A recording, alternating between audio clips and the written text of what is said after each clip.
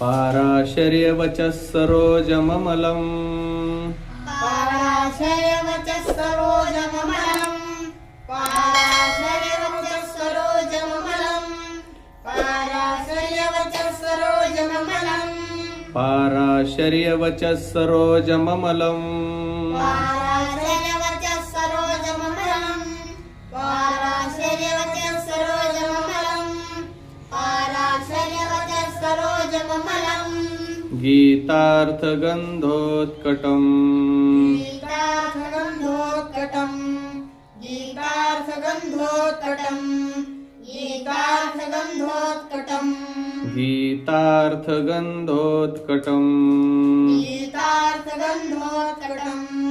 गीतार्थगन्धोत्कटम् गीतार्थगन्धोत्कटम् नानाख्यानककेसरं हरिकथा नानाख्यानककेसरं हरिकथा नानाख्यानककेसरं हरिकथा नानाख्यानककेसरं हरिकथा नानाख्यानककेसरं हरिकथा नानाख्यानककेसरं हरिकथा नानाख्यानककेसरं हरिकथा नानाख्यानककेसरं हरिकथा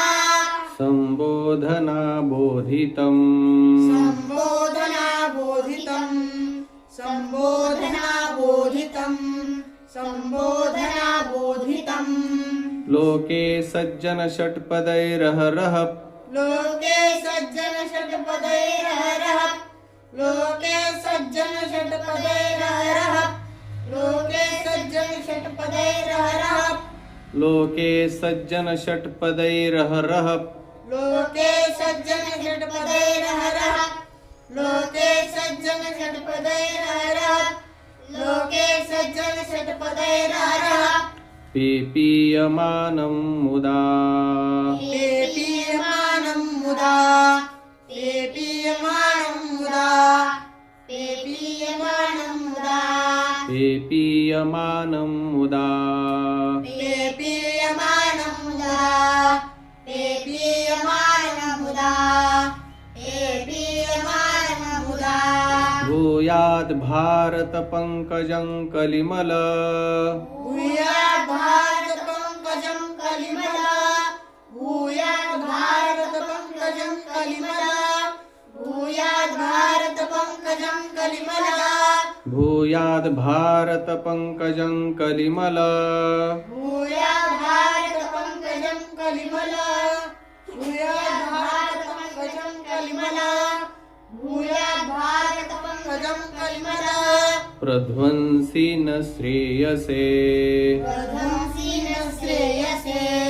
प्रध्वंसि न श्रेयसे प्रध्वंसि न श्रेयसे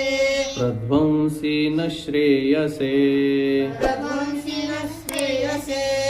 प्रध्वंसि न श्रेयसे प्रध्वंसि न श्रेयसे पाराशर्यवचः सरोजममलं गीतार्थगन्धोत्कटम् नानाख्यानककेसरं हरिकथा सम्बोधनाबोधितं लोके सज्जनषट्पदैरहरः पेपीयमानं मुदा भूयाद् भारतपङ्कजं कलिमल प्रध्वंसि न श्रेयसे।